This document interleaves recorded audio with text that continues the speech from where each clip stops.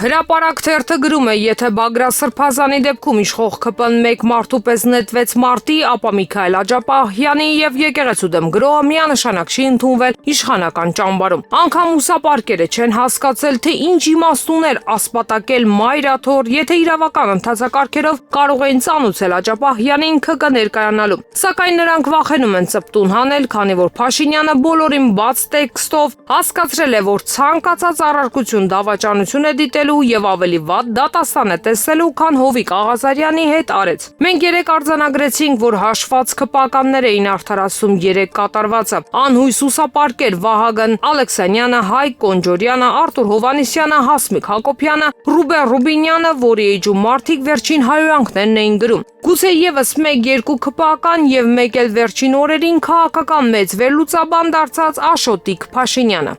Ժողովուրդ օրաթերթը գրում է, առողջապահության նախարար Անահիտ Ավանեսյանի առաջին տեղակալ Լենան Անուշանյանն այս իշխանականներից է, որ հեղափոխությունից հետո նոր տուն է ձեռք բերել 4 տարիների պաշտոնավարման ընթացքում Նանուշյանը քիչ եկամուտ չի դիզել, նա 2022 թվականին ձեռք է բերել բնակարան Sky Building ՍՊ-ից 54 միլիոն 474 հազար դրամ արժողությամբ։ Sky Building ՍՊ-ի գործունեությունը ըստ մամուլում տարածված լուրերի 2022 թվականի մարտին միացման եղանակով դադարեցվել է։ Փոխնախարար Նանուշյանն արդեն մի քանի տարի է հայտարարագրում է բնակարան, որը նվիրատվություն է ստացել 2015 թվականի հոկտեմբեր ամսին։ Ըստ Լենան Անուշյանի 2024 թվականին ներկայացրած գույքի եկամուտների, ծախսերի եւ շահերի հայտարարագրի նրա բանկային ավատները կազմել են 7 միլիոն դրամ։ Բանկային հաշիվների մնացորդները կազմել են 2 միլիոն 48 հազար դրամ եւ 20,862 դոլար։ Հաշվետու տարվա եկամուտները կազմել են 21 միլիոն 641 հազար դրամ, որից 16 միլիոն 932 հազարը աշխատանքի վարձատրություն է Հայաստանի Հանրապետության առողջապահության նախարարությունից, 3 միլիոն 708 հազար դրամը ըստ հայտարարագրի եկամտային հարկի վերադարձ է,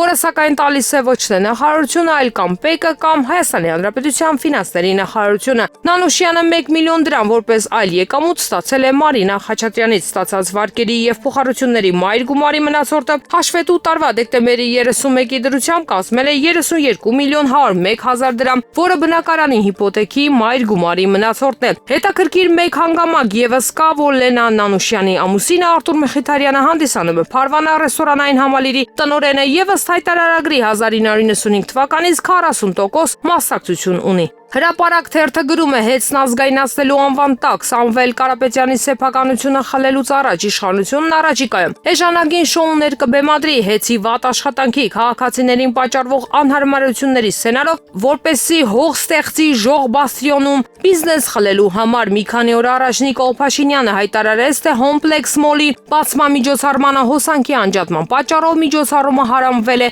եւ երեք էլ ազգային ժողովի լսումների ժամին է հոսանքն անջատվել, սակայն ինչ որ հրաշքով բարձրախոսները շարունակում էին անխափան աշխատել, իսկ այդ պահին ամբիոնից ելույթ ունեցող կրթության, գիտության, մշակույթի, սպորտի նախարար Ժաննա Անդրեասյանը միամտորեն խոստովանեց այդ փաստը։ Սա նշանակում է, որ հոսանքի անջատման խնդիրը եղել է ոչ թե ընդհանուր ցանցից, այլ տեղում ինչ-որ մարդկանց հրանգով եւ որոշ հոսանքագծեր չեն անջատվել։ Ըստ ամենայնի իշխանությունը նման էժանագին շոուներով փորձելու է լեգիտիմացնել իր գործողությունները։ Ժողովուրդ օրաթերթը գրում է, ինչպես արդեն ժողովուրդ օրաթերթը տեղեկացրել է, Նիկոլ Փաշինյանը կանգ չի առնելու եկեղեցու դեմ սկսած արշավը, մինչև վերջ իրագործելու է ժողովուրդ օրաթերթն իր ԿՊԱ-մերձ։ Աղբյուրներից տեղեկացավ, որ Շիրակի թեմի առաջնորդ Միքայել arczepiskopos Աջափահյանի ձերբակալությունը հոգևորականների շրջանում վերջինը չի լինելու, առաջիկայում այն լայն թափով շարունակվելու է։ Ըստ մեր աղբյուրների, Նիկոլ Փաշինյանը չի նահանջելու, իր նպատակը Գարեգին երկրորդին վեհարանից հեռացնելն է ամեն գնով եւ նա որոշել է կանգ չառնել։ Ժողովուրդ օրաթերթի աղբյուրները նշում են, որ Աջափահյանին մեկուսացնելն արդեն իշխանականների համար հզոր հաղթանակ էր, որ Փաշինյանն իր թիմին ասել է, որ վեհապարին հեռացելու ծրագիրն արդեն մոտ է ավարտին։ Ըստ այդմ նախ կկալանավորեն վեհապարի մտերիմ շրջանակի հոգևորականներին։ Թիրախում Արշակ Սրբազանն է եւ Գուգարած թեմի առաջնորդը,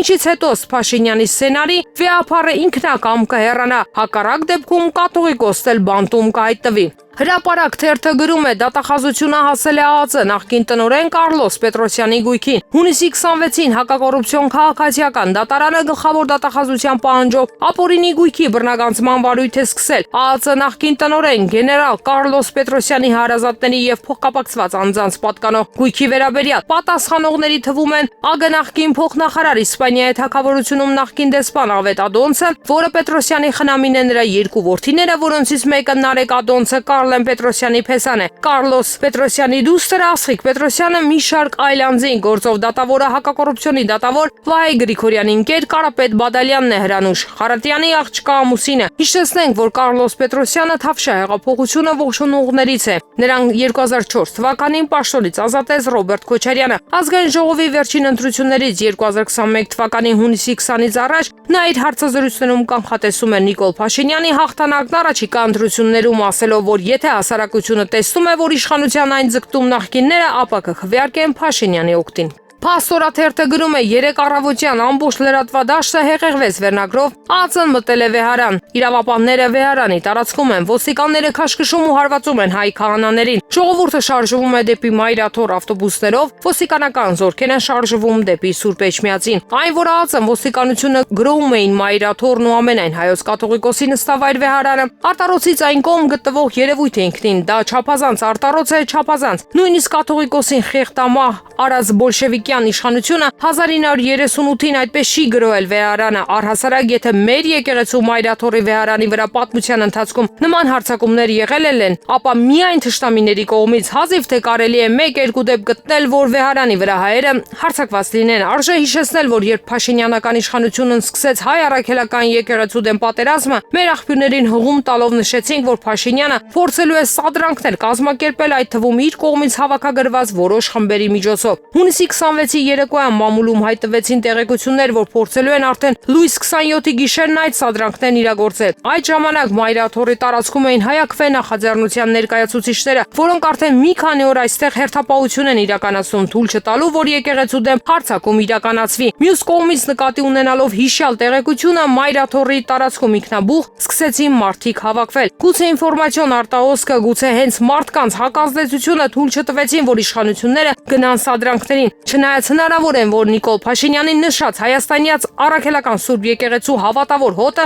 նրան կհեռասի արտահայտությունը վերաբերում էր իրավապահներին։ Եվ ահա 3 առավոտյան Փաշինյանը կազմակերպեց ԱԱԾ-ի ոստիկանության հատուկ պատրաստված բոլոր ստորաբաժանումների հարձակումը Մայրաթորի վրա։ Ակնհայտ է, որ դա Վեհարանի վրա գրո էր, ուժի, ցինիկ ու գրգռիչ ցուցադրություն։ Ի վերջո, եթե Փաշինյանական իշխանության նրա իրավապահների նպատակը Շիրակի թեմի առաջնորդ Միքայել arczepiskopos Աճաբահյանին ձերբակալելը լիներ, ապա շատ հանգիստ ու անաղմուկ դա կարող էին անել գիշերը, կարող էին անել Գյումրի-Երևան ճանապարհին, կարող էին անել այլ տեղում ու այլ պայմաններում։ Բնական է, որ ԱԱԾ-ն ու ոստիկանությունը չէին կարող չիմանալ, որ Միքայել Սրբազանը հունիսի 27-ին Մայրաթորում քահանայած ժողովի է մեկնելու։ Ըստ այդմ Փաշինյանին ու նրա հրամանները պարգևավճարի դիմաց կատարող իրավապահ մարմիններին անհրաժեշտ էր հենց գրոել Վեհարանի վրա։ Բայց որոշ ժամանակ անց ԱԱԾ-ն ստիպված եղավ նահանջել, անգամ իրենց նահանջը փորձեցին փաթեթավորել իրավիճակը չսրելու մտահոգություններով։ Այն դեպքում, երբ նման լարված իրավիճակը հենց իրենց գործողությունների հետևանքով էլ ստեղծվել էր։